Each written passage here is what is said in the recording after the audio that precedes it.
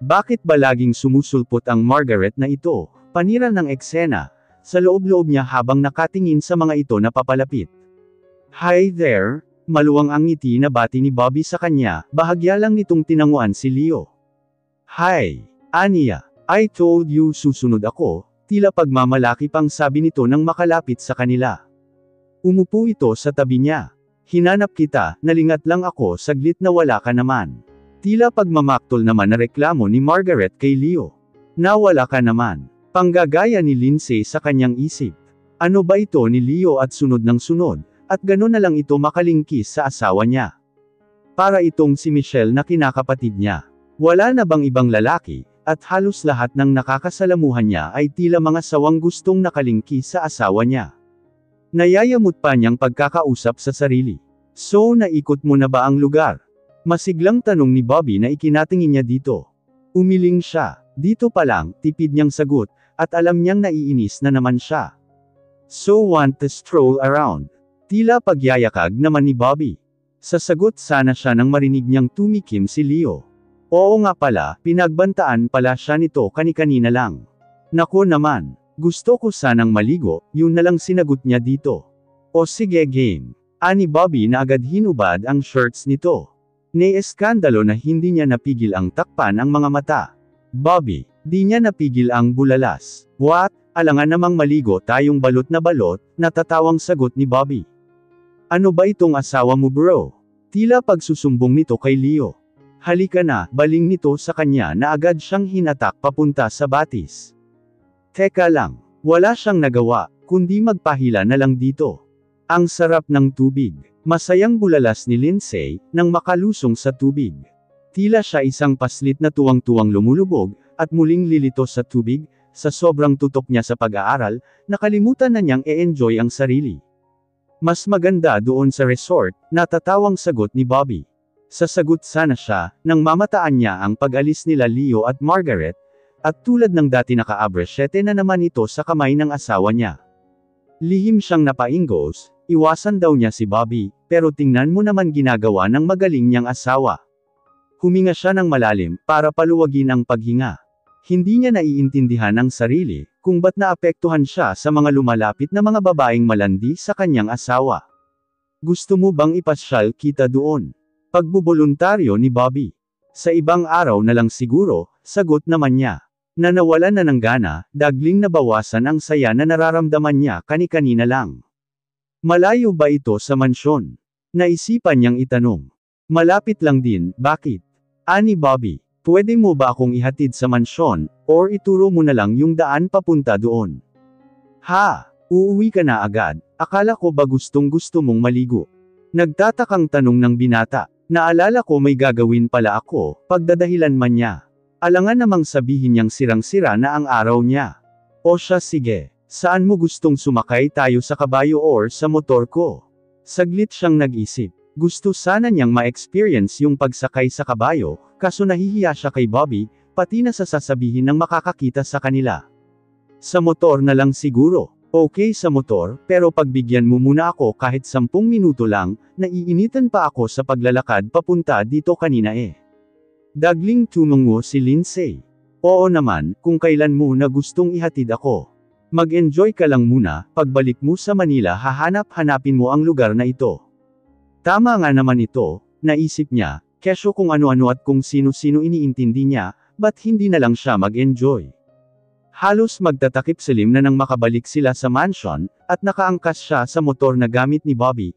Iniikot talaga siya nito sa ibang panig ng farm na mas malapit lang daw. Hindi na nila pinasok ang medyo masukal na parte, kung saan nandun ang manggahan na nakatanim. Pansin niyang magaling itong makisama sa mga trabahador, dahil lahat ng nakakakita dito ay binabati ito. Nakikipagkwentuhan din ito, kaya medyo natagalan din sila. Iniwan man siya ng magaling niyang asawa, at least na-enjoy naman niya ang company ni Bobby, nalibang siya sa pamamasyal nilang iyon.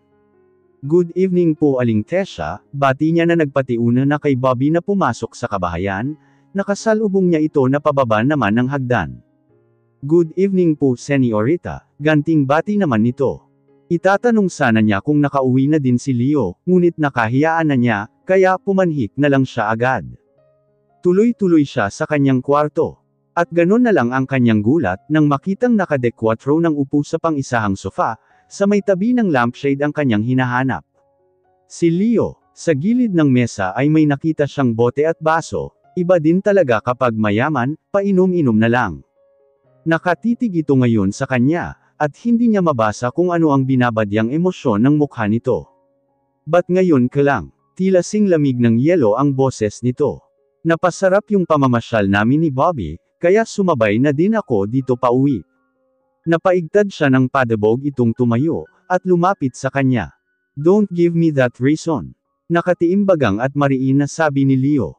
Nakinapanlaki ng mga mata ni Lindsay.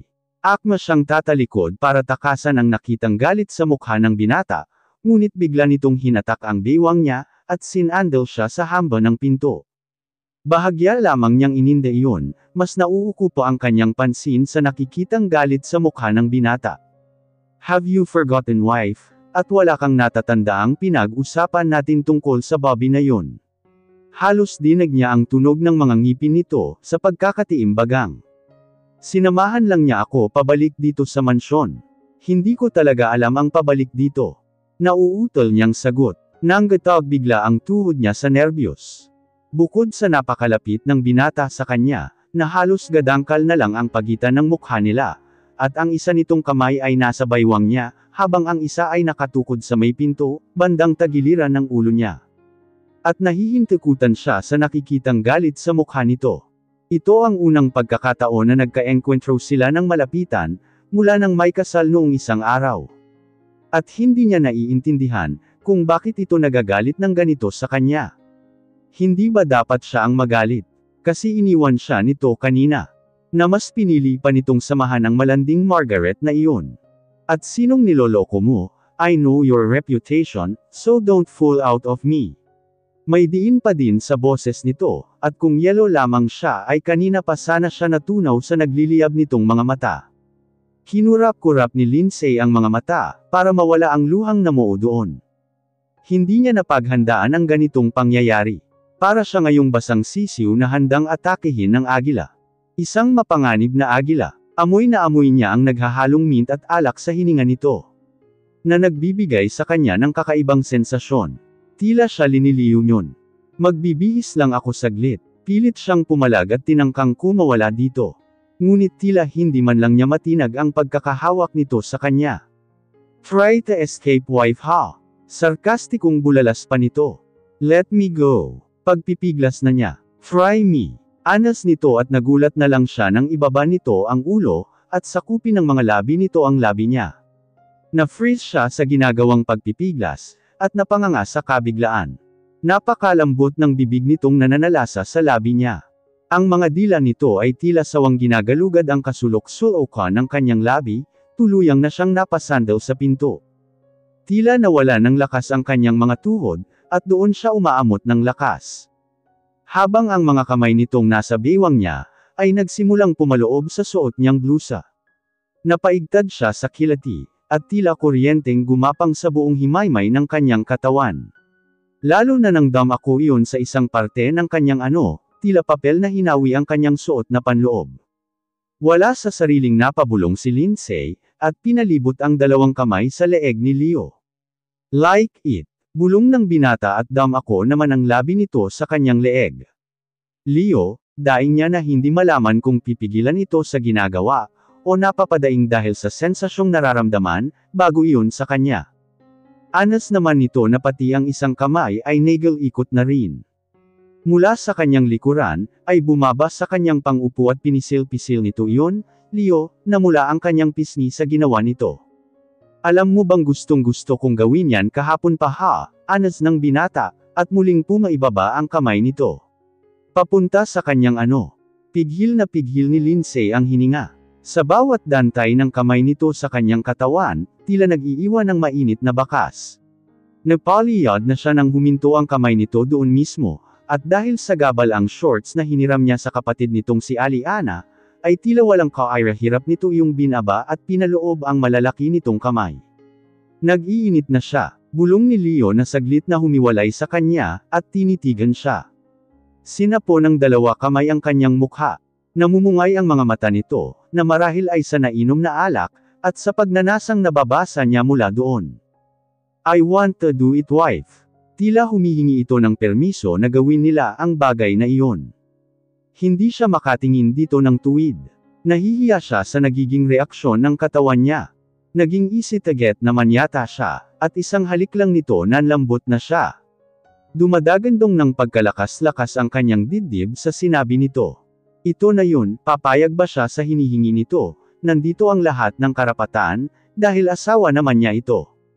Kahit sabihin pang pinilit lamang sila, ay obligasyon niya iyon bilang may bahay nito. Ang kailangan lang siguro nilang gawin, ay i-workout ang kanilang marriage.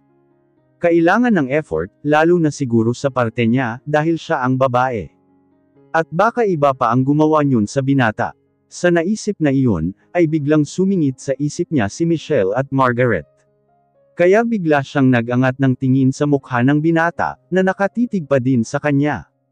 Siya na mismo ang yumapos dito, at kinakailangan niyang tumingkayad para abutin ang labi nito.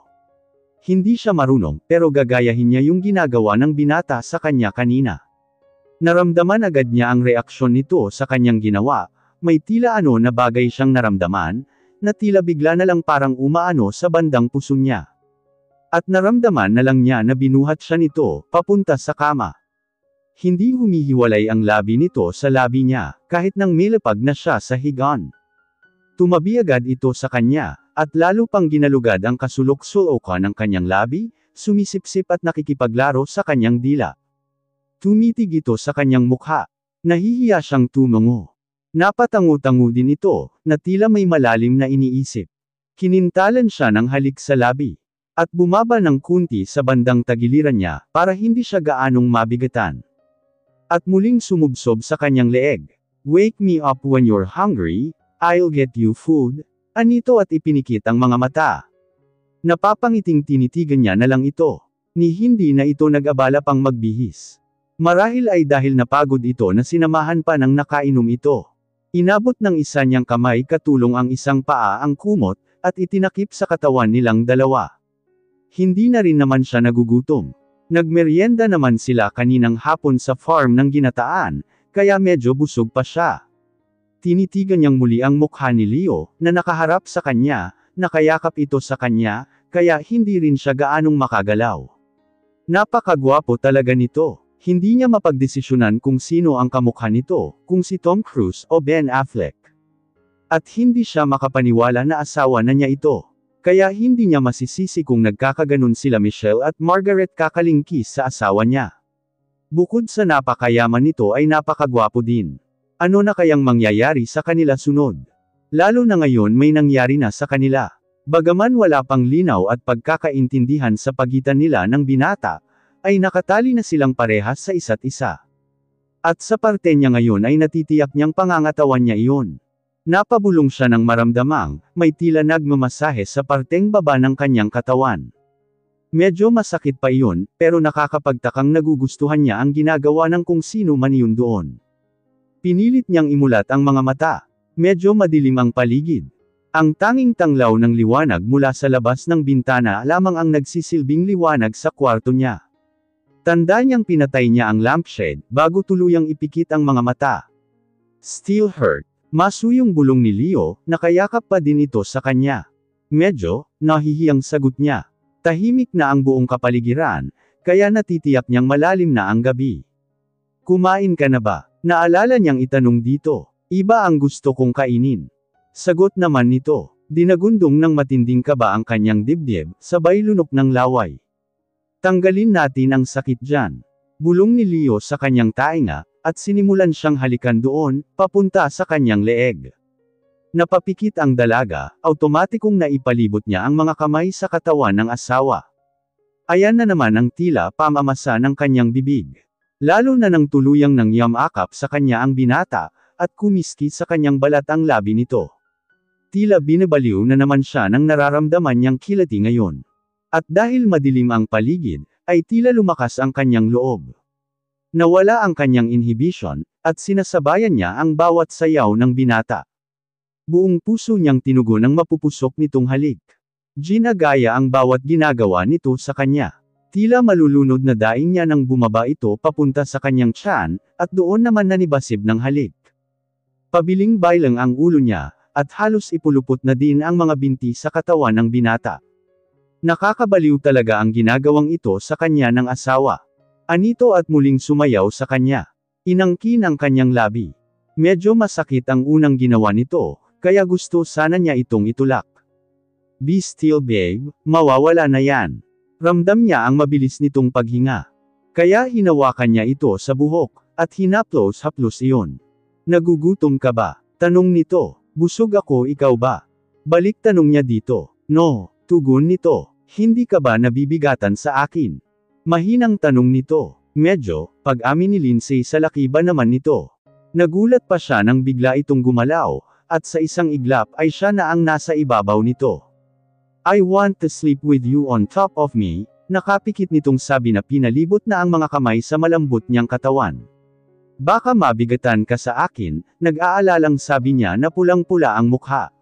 Let's stop now talking, baka magwala ulit ang kaibigan ko, at atakehin ka ulit.